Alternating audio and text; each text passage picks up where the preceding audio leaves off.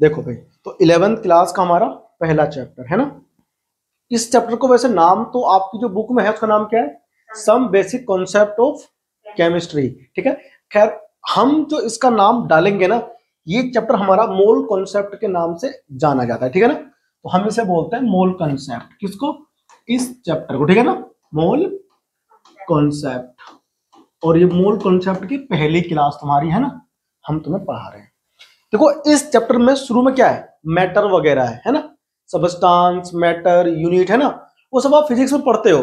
वैसे भाई मैटर क्या है? मैटर की क्लासिफिकेशन, फिजिकल स्टेट है ना, सब जानते हो ना, तो हमें वो सब जानने की आवश्यकता नहीं है। हम डायरेक्ट जो है ना मोल कंसेप्ट के नाम से जो चैप्टर है उसको पढ़ेगा। ठीक है ना।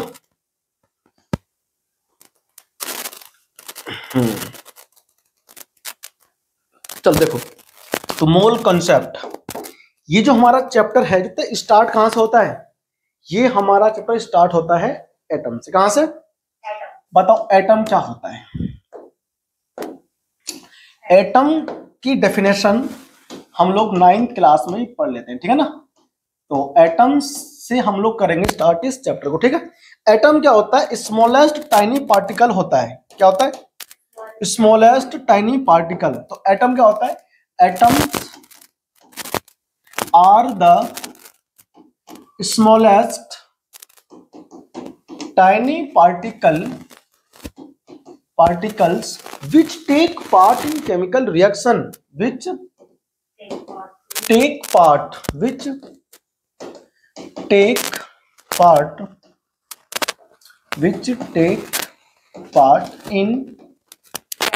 chemical reaction and do not lose their identity। या चलो lose their identity, do not lose their identity, lose their identity। समझ आया? मतलब आज हम सबसे पहली क्लास में जो मोल कॉन्सेप्ट का है, इसमें हम स्टार्ट कर रहे हैं क्या? एटम्स है ना। एटम्स क्या होता है? सिंपल समझो, atoms are the smallest tiny particle. ठीक है, डाल्टन ने कहा था, उसकी बात थोड़ी गलत हो गई। ठीक है ना, तो ये नया मॉडर्न डेफिनेशन है क्या कि एटम्स क्या होता है? स्मॉलेस्ट पार्टिकल होता है। ठीक है ना, जो क्या होता है? पार्टिसिपेट करता है किसमें? केमिकल रिएक्शन में। And do not lose their identity. अब ये इस लाइन का मतलब क्या है कि do not lose their identity. अगर आपने इस लाइन को अपने डेफिनेशन में नहीं किया सम्मिलित, तो फिर क्या होगा? आपकी डेफिनेशन गलत हो जाएगी। ठीक है ना। देखो मान लो हमारे पास H2 है और कौन है? O2 है। तो H2 प्लस O2 मिलकर क्या बनता है? वाटर बनता है ना। अब यहां देखो ध्यान से, यहां 2 लगा दो, यहां भी 2 लगा दो। ये बताओ ये एटम कौन सा है?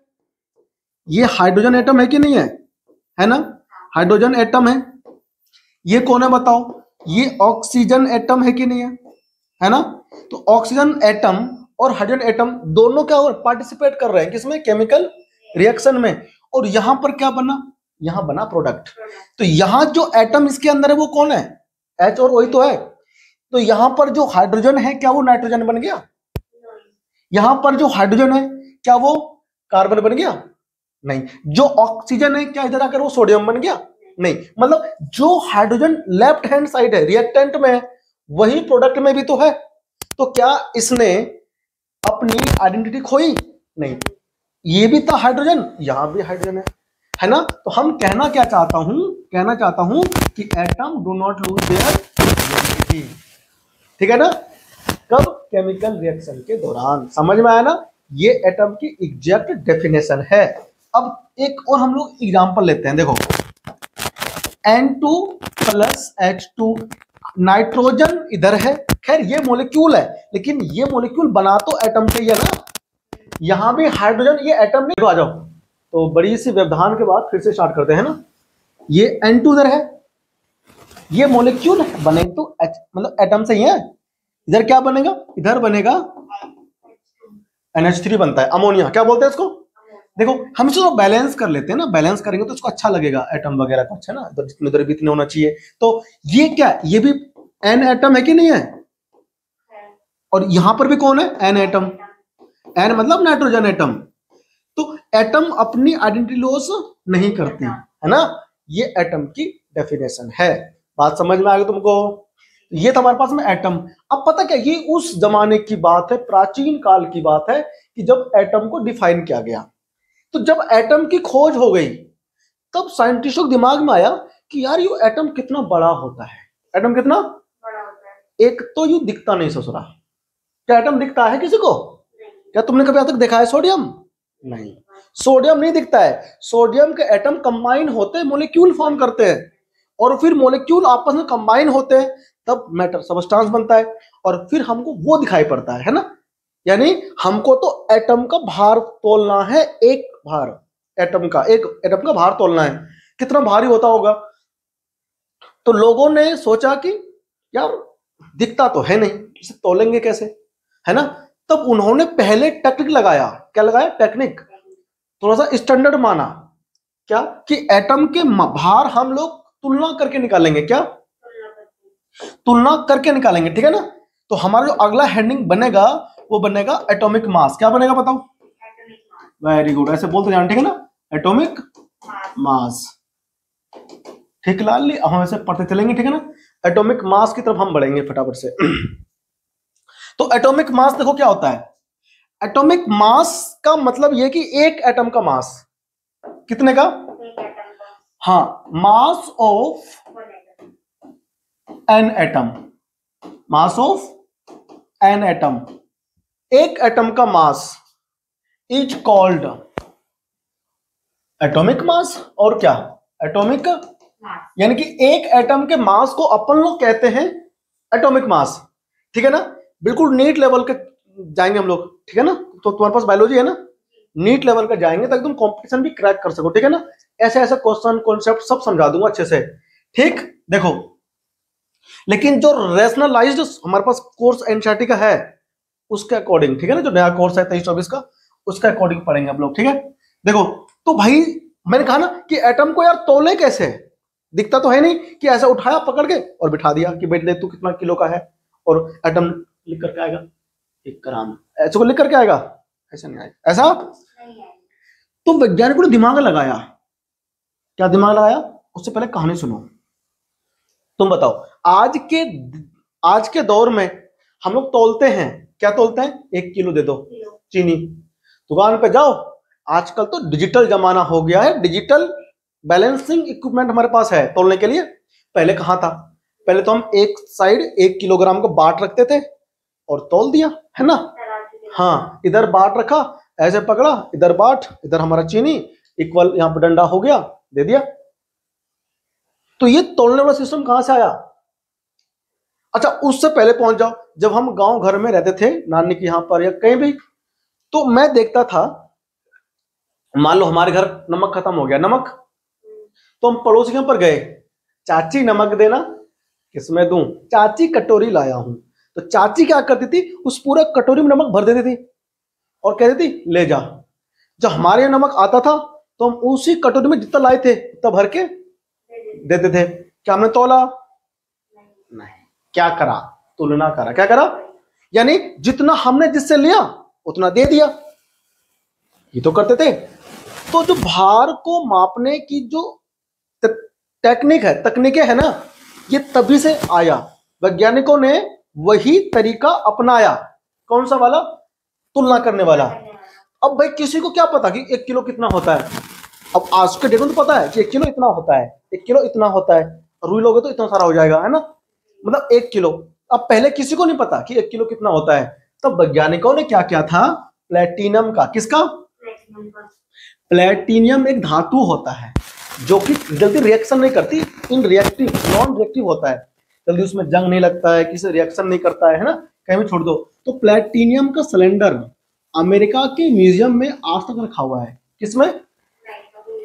आज तक रखा हुआ है प्लेटिनियम का सिलेंडर, ठीक है ना, प्लेटिनियम का सिलेंडर। तो वैज्ञानिकों ने कहा, सबने इंटरनेशनल लेवल पर, कि भाई देखो ये जो प्लेटिनियम का भाग जितना है ना, उसको हम लोग बोलेंगे 1 किलो। क्या बोलेंगे? 1 किलोग्राम, ठीक है ना। लेकिन 1 किलोग्राम भी बाद में आया था। उसने कहा हम हर चीज का भार इससे तुलना करेंगे। किससे?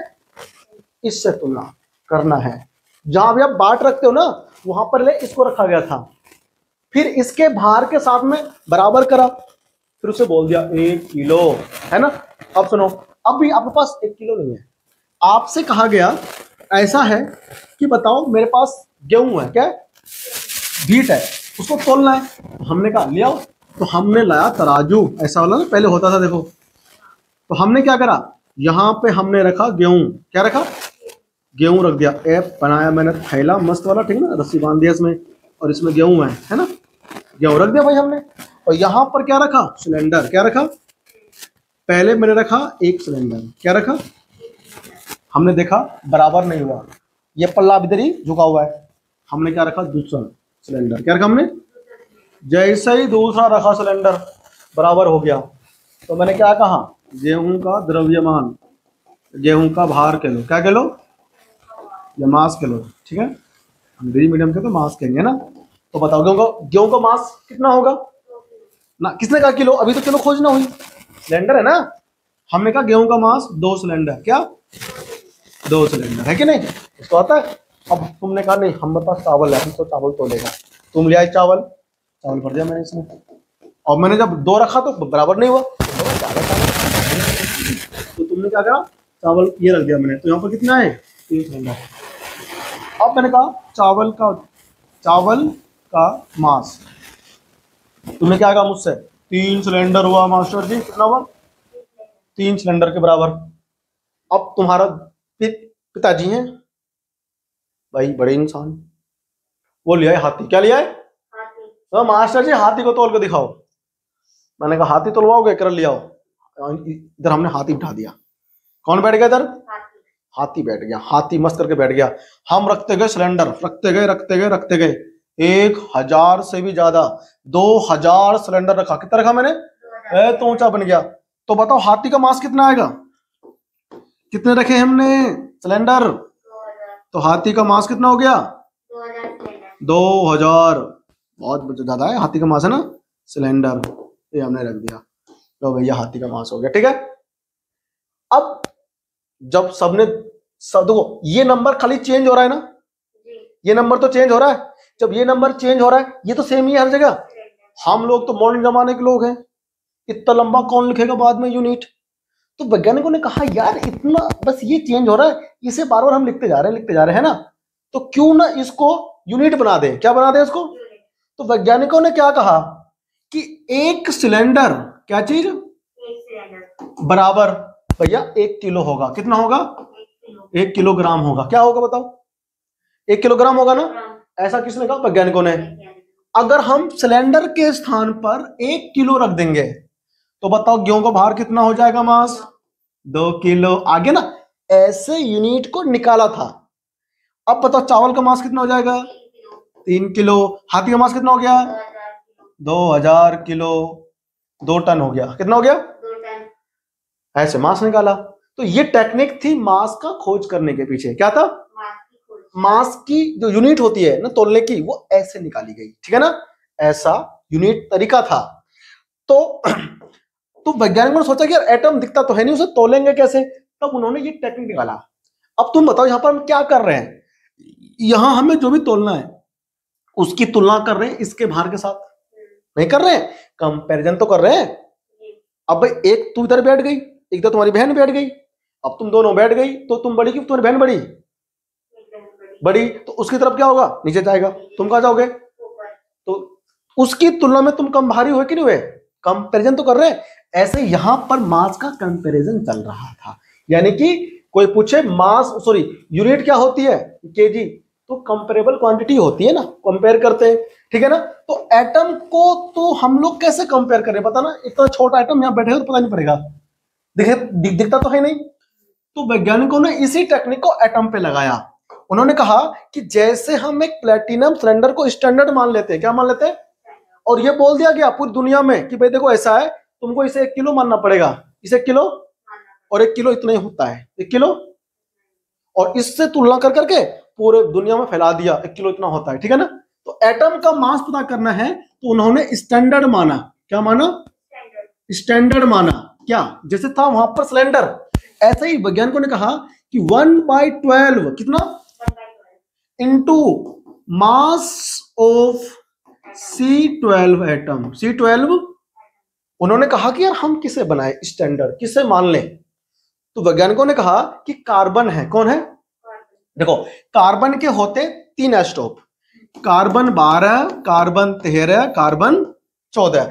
ये तो 0.5% के आसपास मिलता है, कार्बन 14, और कार्बन जो 13 है ये भी 0.5 के आसपास मिलता है, ठीक है ना। और ये मिलता है 99% नेचर में। अगर आप 100 कार्बन को रख दोगे और उठाओगे वहां से, तो आपको 99% चांस है कि कार्बन 12 मिलेगा। कौन मिलेगा? कार्बन 12 मिलेगा। और 0.5% चांस है कि आपको ये और ये मिलेंगे, ठीक है ना। तो कार्बन 12 को उन्होंने क्या कहा? स्टैंडर्ड। क्या माना? कि यार कार्बन हर जगह मिलता है, तो हम कार्बन एटम को स्टैंडर्ड बना लेंगे, ठीक है ना। और उसको 12 से भाग कर देंगे, 12 से इसको, देखो जितना मास कार्बन 12 का होगा, कार्बन उसका 1/12 टाइम्स मास के साथ हम कंपेयर करेंगे। समझ में आया?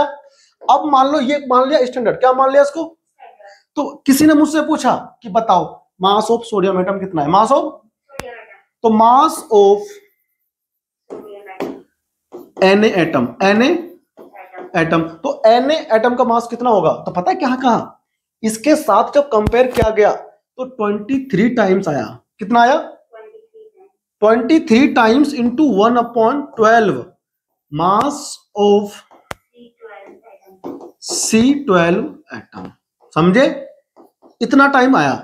यानी कि कहने का मतलब, इसका कहने का मतलब यह है कि सोडियम एटम का जो मास है वो जितना मास कार्बन 12 एटम का है उसका 12th टाइम्स, ठीक है ना।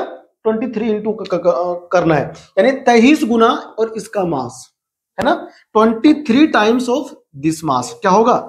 ज्यादा।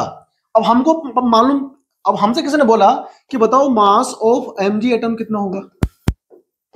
तो Mg एटम का जब मास पता किया गया तो वो निकला 24 टाइम्स किसका? मास ऑफ दिस, ठीक है ना, 24 टाइम्स। अब अगर मान लो पता करना था हमको किसका, कि भाई बताओ मास ऑफ एल्युमिनियम एटम, तो एक एल्युमिनियम एटम का जो मास निकला वो 27 टाइम्स निकला। किसके? 1/12 into mass of C12 atom. इसके इतने टाइम्स निकला, यानी 27 गुना निकला। समझ में आया? अब बताओ अगर हम किसी भी एटम का मास लिखेंगे तो देखो इसमें ये नंबर तो चेंज हो रहा है, ये नंबर तो इसमें क्या ये चेंज हो रहा है? अब बताओ अगर हम किसी को मास लिखेंगे तो इतना लंबा, बताओ पीछे यूनिट लिखना पड़ेगा, है कि नहीं? इतना लंबा यूनिट कौन लिखेगा? तो वैज्ञानिकों ने कहा यार हम जितने भी एटम का मास लिख रहे हैं उसमें ये तो देखो बदल रहा है, ये तो इसमें बदल रहा है, ये देखो सब में सेम है इधर, है कि नहीं? बताओ सेम है कि नहीं है? तो क्यों ना इसको यूनिट बना दें? क्या बना दें इसको? यूनिट। इतना लंबा कौन लिखे यार, हम मॉडर्न जमाने के लोग हैं। किसी ने बोला मास ऑफ सोडियम लिखो तो क्या लिखना होगा? 23 into 1/12 mass of C12 atom. इतना लंबा है ना, बर्बाद है। कितना लंबा लिखेंगे? तो लोगों ने कहा नहीं इतना लंबा नहीं लिखेंगे, हम क्या करते हैं इसको यूनिट बना देते हैं। तो उन्होंने क्या करा? 1/12 into mass of C12 atom को क्या कहा? 1 AMU। क्या कहा? इस नंबर को 1 AMU कह दिया गया। समझ में आया सबको? 1 AMU कहा। अब AMU का मतलब क्या है? A का मतलब है एटॉमिक मास, U मतलब यूनिट, तो एटॉमिक मास यूनिट था, इसका नाम है ना, ठीक है ना। ये बोला गया। और जब ऐसा लेट करने के बाद हमसे किसी ने पूछा कि बताओ mass of Na atom, Na atom, तो बताओ मैं क्या लिखूंगा? 23। Very good very good, AMU। ये तो आपने सीखा था 9th क्लास में, पढ़ा होगा ना। तो ये आप 9th में पढ़ चुके हो वैसे। AMU, अभी U आएगा, अभी U आएगा। एक एटम का मास है ये, लेकिन इसकी वैल्यू ये होती है। समझ आया? बोलोगे तो नहीं, क्लियर होना चाहिए। अब हम मास ऑफ Mg एटम पूछा। क्या पूछा? Mg एटम, तो 24 AMU है ना। हमसे पूछा भाई बता मास ऑफ सल्फर एटम, कौन सा एटम, तो मैं 32 AMU लिख देता हूं, ये लो आराम से, ठीक है ना। तो इस तरह से क्या हुआ, एक एटम के मास को यूनिट बोला गया है ना। कॉपी करो, फिर हम बढ़ते हैं आगे, फटाफट छाप लो इसको। एक एटम के मास को कैलकुलेट करने के बाद अगला नंबर आता है किसका, मोलिकुलर मास का। किसका आता है, आ जाओ, तो हम लोग बात करते हैं मोलिकुलर मास का। किसका, मोलिकुलर मास का, ठीक है ना। मोलिकुलर मास क्या होता है, मास ऑफ अ मोलिक्यूल, किसका, मास ऑफ, गलत, सम लगाओ इसमें आगे, sum of mass of all the atoms present in a molecule. भाई मोलिक्यूल जानते हो ना, एटम से मिलकर के तो बनता है कौन, मोलिक्यूल। तो sum of mass of all the atoms present in a molecule, एक मोलिक्यूल में जितने एटम प्रेजेंट हैं उन सभी एटम के मास को जोड़ करके जो आएगा उसे क्या बोलेंगे, बोल, molecular mass. Very good, example के साथ करते हैं शुरुआत। आने वाला है बेहतरीन, जबरदस्त, खतरनाक कॉन्सेप्ट। देखो मान लो मेरे पास ही कौन है, H2O, कौन है, H2O। मुझे इसका मास लिखना है, मोलिकुलर मास।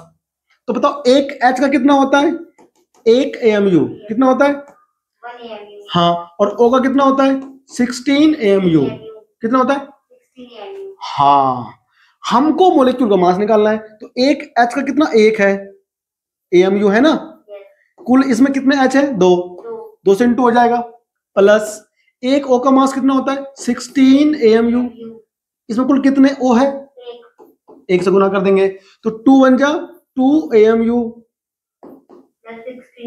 16 AMU जोड़ेंगे तो कितना हो जाएगा, 18 AMU। जैसे ये लिख रहा हूं मैं 18 AMU, पीछे से आवाज भी आ रहा है, पता कौन सा, ओ भाई ओ भाई ओ भाई ओ भाई, क्या कर रहा है, ओ भाई ये क्या कर रहा है, AMU लिख रहा है, क्या लिख रहा है, ये यूनिट किसकी थी, ये तो एटम की थी, एक एटम की यूनिट थी, और हमने किसकी यूनिट लिख दी है, मोलिक्यूल के मास की। गलत बात नहीं है, एटम वाले बहन का यार ये तो हमारे एटम का मास है, और तुम ये क्या मोलिक्यूल का मास बना रहे हो, क्या 18 AMU एक एटम का मास है, नहीं, एक मोलिक्यूल का मास है। कितने का मास है, एक मोलिक्यूल्स का मास है। तो हम, और एटम का मास का जो यूनिट होता है एक एटम का, क्या हम उसको मोलिक्यूल के मास में लगा सकते हैं, नहीं लगा सकते, ठीक है ना। तो जो बंदा मोलिक्यूल का मास निकाल रहा था उसने कहा थम जा, यूनिट में चेंज कर दूंगा, यूनिट में चेंज कर दूंगा। तब उन्होंने क्या कहा कि एक AMU भैया ऐसा है हम ना लगाएंगे, हम एक AMU को एक U कह देंगे, क्या कह देंगे, तब जाकर के U, यूनिफाइड मास, U मतलब U का मतलब होता है यूनिफाइड मास, यूनिफाइड मास, बात समझ में आया, यूनिफाइड मास। भैया देखो इतना होता है एक AMU, एक U के इक्वल होता है, ठीक है ना। अब बताओ अगर मुझे इसका यूनिट चेंज करना पड़ेगा तो मैं क्या लिख दूंगा, मास ऑफ 1 H2O मोलिक्यूल, एक H2O मोलिक्यूल का मास कितना हो गया बताओ, 18U, 18U। इससे भी सुना था तूने नाम, इससे पहले सुना था ना। ये किसका मास है, ये मास ऑफ मोलिक्यूल का है। ये मास U में किस, AMU में आता है किसका, एक एटम का मास आता है। ये क्या एक एटम का मास है, नहीं, ये 3 एटम का मास है, जिसमें 2 हाइड्रोजन और एक कौन है, ऑक्सीजन, इतने एटम का मास है ना। तो उसे हमने क्या कहा, मोलिक्यूल का मास, क्या कहा हमने उसको, मोलिक्यूल का मास। बात समझ में आया, चलो ये अच्छी बात है, तुम्हें बात समझ में आ गया है ना। अब आगे चलते हैं, एक मोलिक्यूल का मास हम और निकालेंगे। बताओ ये हमारे पास इधर है Al2SO4 होल थराइस, ये कौन है, एल्युमिनियम सल्फेट, कौन है ये, इसका मास बताओ कितना होगा, निकाले, देखो एक एल्युमिनियम का मास होता है 27, ठीक है, एक एस का मास होता है 32, एक ओ का मास होता है 16। अगर हम इसका मोलिकुलर मास निकालेंगे तो कैसे निकालोगे? 27 इंटू 2 प्लस, भाई 2 से क्यों करा मैंने इंटू, 2 एल्युमिनियम है ना, एक एल का 27 हो गया, तो 2 है तो 2 से गुना, प्लस यहां देखो सल्फर कितना है बताओ इधर, जो यहां सल्फर कुल कितने हैं, एक गुना करोगे 3 से तो 3 बन जाएगा, 3 सल्फर है, तो 3 इंटू एक सल्फर का मास कितना है 32। इसमें ऑक्सीजन कितना है गिनो, ओ यहाँ पर तो 4 तो अंदर है 3 बाहर है ना, तो 3 इस 4 से इंटू हो जाएगा, तो 12 मिलेंगे आपको उसमें ओ देखने को, कितने मिलेंगे भाई, 4 से 12 करते हैं ना, अंदर कितना है 4 3 12, तो प्लस करोगे एक ओ का 16 गुना 12 करना है, तो 27 दुनिया बताओ कितना होता है, 27 टू होता है 54, कितना होता है 32, 3 जा कितना होता है 96, प्लस 16 इंटू 12, 16 इंटू 12 कितना होता है 12 धाम 120 और 48 जोड़ोगे तो 168 आएगा, 168 मैं और इंटू कर लेता हूं, 32 और ये 16 तो 192 आएगा। हाँ अभी हम गड़बड़ कर देते हैं, 192 आएगा, बताओ 192। अब सब कुछ जोड़ते हैं, आ जाओ, तो इसको सब कुछ जोड़ो, 9 और 6 15, 15 और 4 19, 6 और 9 15, 15 और 5 20, 21, 1 2 3 3 1 9 यू, समझ में आ गया? तो मोलेक्यूल का मास निकालना आ गया, निकाल सकते हो। एक हम और लेते हैं मोलेक्यूल और आपको उसका मास निकाल के दिखाते हैं, ठीक है ना? चलो देखो ये घर पे ट्राई करना तुमको, ठीक है ना? मोलेक्यूल का मास निकालते हैं, आ जाओ। तो हमारे पास एक मोलेक्यूल है copper sulphate, copper sulphate 5H2O, ठीक है ना, कॉपर सल्फेट डॉट 5H2O। तो हमें कॉपर सल्फेट इसका मास निकालना है, तो कैसे निकालोगे? देखो कॉपर का होता है 63, कॉपर है एक ही तो है, 1 से इंटू कर दिया, प्लस सल्फर का कितना होता है 32 इंटू 1 प्लस, यहां देखो यहां वो कितना है, यहां पर ओ है 4, तो 32 इंटू, अरे 32 क्यों आएगा, यहां आएगा आपका 16 इंटू 4 प्लस, देखो यहां तक तो हो गया तुम्हारा कॉपर सल्फेट का। अब आगे कौन है, 5H2O है, तो एक H2O का मास कितना होता है बताओ, 18, कितना होता है, यहां कुल कितने 5 है, तो 18 इंटू 5 कर दूं, समझ में आया? अब देखो आगे 63.5 होता है ना सीयू का मास, तो 63.5 प्लस 32 बन जाए 32 प्लस 64 और ये 90 होगा ना, इस सबको ऐड कर दो, जो निकलेगा वो इस मोलेक्यूल का मोलिकुलर मास निकलेगा, ठीक है?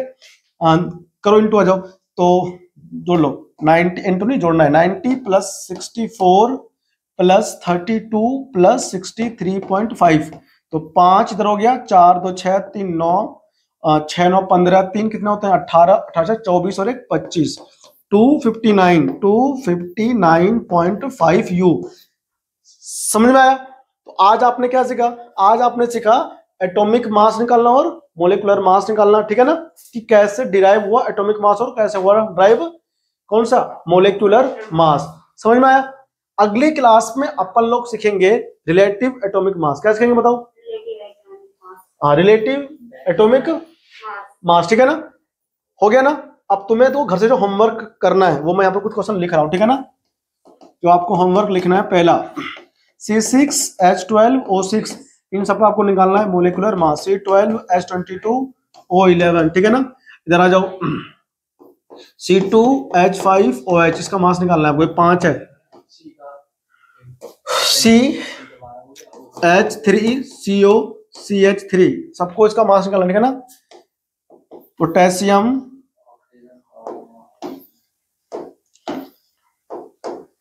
Al2SO4 होल थराइज, ये 4 है, ठीक है ना? K2SO4 डॉट 21H2O, ठीक है ना? इसका मास निकालना है तुमको।